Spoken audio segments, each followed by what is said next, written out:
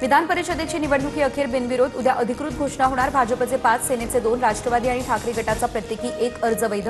बिनविरोध निवडीवरती उद्या शिक्कामोर्तब। सत्तेशिवाय पक्ष टिकू शकत नाही, राजकीय परिस्थितीमुळे शिवसेनेमध्ये जाण्याचा निर्णय। शिवसेनेमध्ये प्रवेश केल्यानंतर बच्चू कडू यांचे हे वक्तव्य। प्रहारच्या नावावर निवडून येत नाही ही कार्यकर्त्यांची भावना, कडूंचं भाष्य।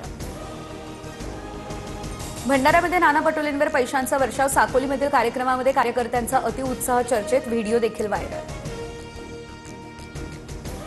नाशिक टीसीएस प्रकरणामध्ये पीडितांना गुंगीचं औषध दिल्याचा संशय व्यक्त, लैंगिक शोषण करण्यासाठी पीडितांना नशेचा पदार्थ दिला असा आरोप, अधिकचा तपास या संदर्भात सुरू।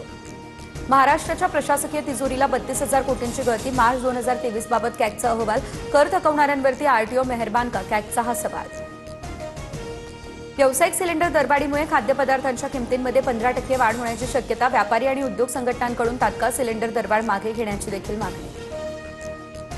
बीडमध्ये 2 दिवसांपासून अनेक पेट्रोल पंप बंद, परळीमध्ये पेट्रोल पंपांवरती इंधन भरण्यासाठी वाहनांच्या रांगा, तर हिंगोलीमध्ये डिझेल घेण्यासाठी बॅरल घेऊन पंपांवर गर्दी, डिझेल संपल्याच्या अफवेने नागरिकांची मात्र धावपळ। पुणे मुंबई मिसिंग लिंकवरती चालकांची गफलत, फक्त एकच दिशादर्शक फलक, त्यामुळे वाहनधारकांचा मोठा गोंधळ, लोणावळ्याला जाणाऱ्या आणि मुंबईकडे जाणाऱ्या वाहन चालकांचा गोंधळ।